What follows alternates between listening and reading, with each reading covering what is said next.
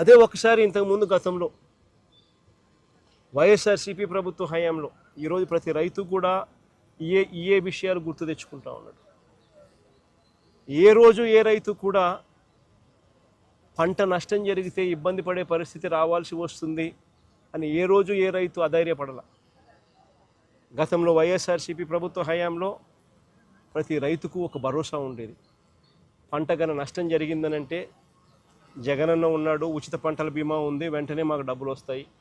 పంట నష్టం జరిగినా కూడా అన్న తోడుగా ఉంటాడు, ఉచిత పంటల బీమా చేశాడు, మాకు ఆదుకుంటాడు అని చెప్పి ప్రతి రైతుకు ఒక భరోసా ఉండేది. అన్న ఉన్నాడు, సీజన్ ముగిసేలోగానే ఇన్పుట్ సబ్సిడీ మా చేతికి డబ్బిస్తాడు, మరుసటి సీజన్ పోయేసరికి మళ్ళీ చేతిలో డబ్బులు ఆడతాయి, మా చేతిలో డబ్బులు వస్తాయి, ఆ డబ్బుతో మళ్ళీ మరుసటి సీజన్కు మళ్ళీ పంటలు వేసుకునే పెట్టుబడికి పెట్టే పరిస్థితి మాకు ఉంటుంది.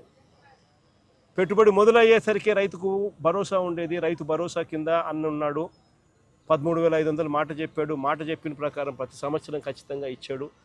పంట వేసే సమయానికే మా చేతికి 7,500 రూపాయలు మా చేతికి వచ్చేది.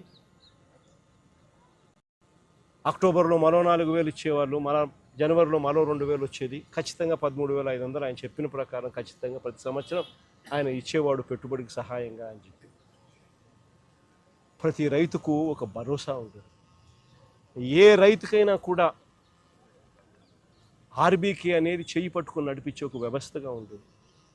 ప్రతి రైతు కూడా తాను వేసిన పంటను ఈ క్రాప్ జరిగేది. ఆర్బీకే పరిధిలోనే అక్కడే అగ్రికల్చర్ అసిస్టెంట్ అక్కడే ఉండి అగ్రికల్చర్ గ్రాడ్యుయేట్ చదివినవాడు సచివాలయాలతో అనుసంధానమై వాలంటీర్లు చేయి పట్టుకొని నడిపిస్తూ ప్రతి రైతును కూడా తన పొలంలో తాను వేసిన పొలంలో తన రైతన్నను నిలబెట్టి ఫోటోలు తీసి జియో ట్యాగ్ చేసి ఈ క్రాప్ వ్యవస్థను ఈ క్రాప్ బుకింగ్ నమోదయ్యేది. ఆ బుకింగ్ నమోదు కావడంతో ఏ రైతుకైనా కూడా ఏ పంటకు ఎప్పుడు ఏ ఇబ్బంది వచ్చినా కూడా వెంటనే ఆ ఈ క్రాప్ నమోదయ్యింది కాబట్టి రైతుకు వెంటనే ప్రభుత్వం తోడుగా నిలబడేది.